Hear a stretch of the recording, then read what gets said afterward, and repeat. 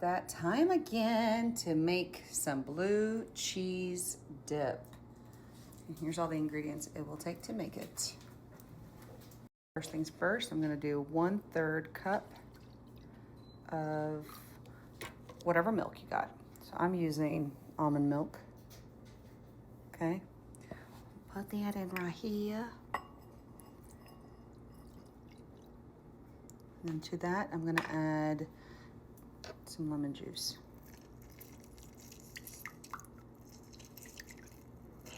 I'm just squeeze in 1 lemon, okay? Like so. Squeeze in 1 garlic clove. I use my little garlic press. You could do however you desire. Okay. Then I'm gonna do 2 tablespoons of white wine vinegar. Okay, there's 1. And there's 2.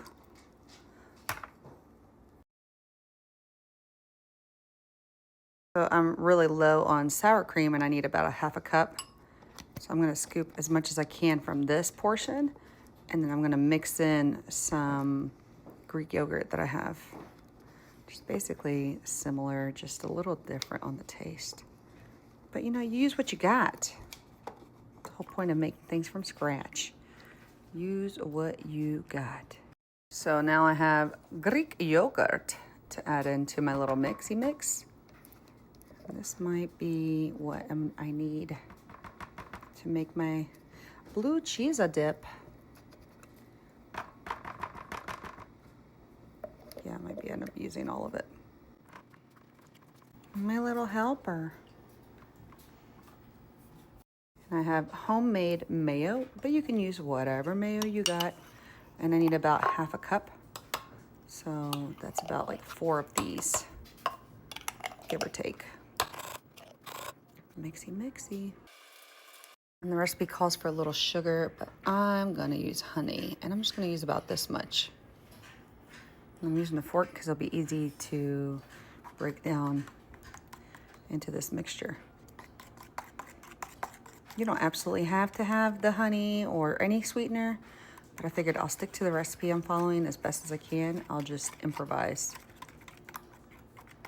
The most important part about making blue cheese dip is make sure you get the best blue cheese.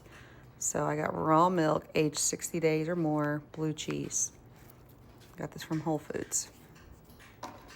But you can use whatever you want. You could use blue cheese crumbles, whatever. I just decided, you know what, I'm gonna go all out.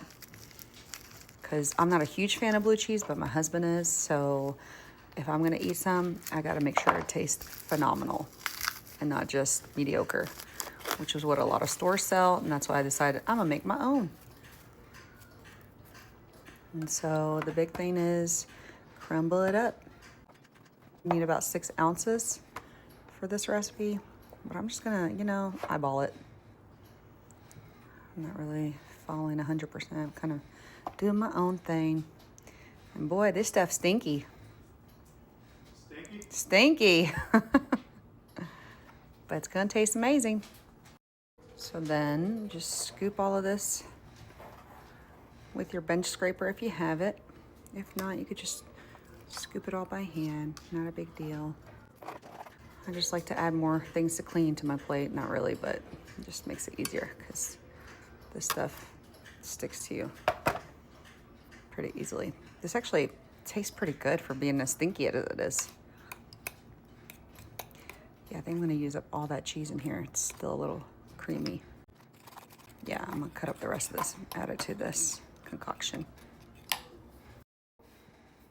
Okay, let's go ahead and cut the rest of this up. Tastes pretty darn good. Wow, it's pretty tasty. And I'm not a blue cheese fan. I much prefer feta or goat cheese. But this is actually not terrible. I actually like it.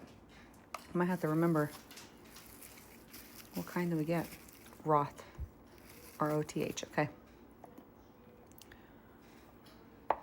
Just cut it up as best as you can in the crumble size that you like. And that right there is homemade blue cheese.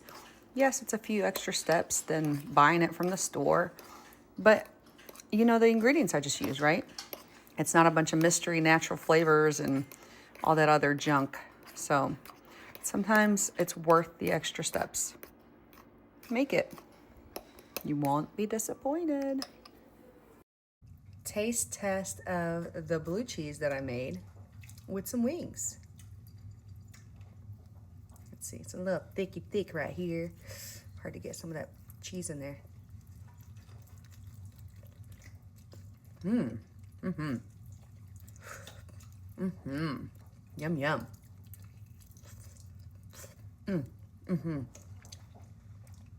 Homemade blue cheese, top, hands down, top of the line, way better than really anything I've ever bought at the store.